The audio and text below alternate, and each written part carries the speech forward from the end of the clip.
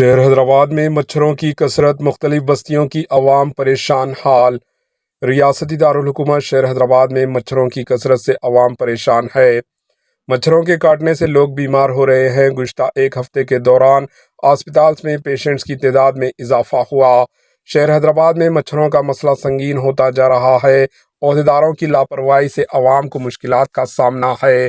موسی catchment علاقوں میں لوگ مچھروں کی کثرت سے پریشان حال ہے۔ جیسے ہی مغرب کا وقت شروع ہوتا ہے، مچھروں کی دہشت شروع ہو جاتی ہے۔ مچھروں کا جھنڈ گنگناتے ہوئے، سریلی آواز میں گانے گاتے ہوئے لوگوں کے جسم کو ڈھسنے لگتا ہے۔ موسی کیچمنٹ کے علاقے کرشنا نگر، تلسی نگر، لنکا بستی، درگا نگر و دیگر علاقوں میں لوگ مچھروں کی وجہ سے پریشانی کا شکار ہو رہے ہیں۔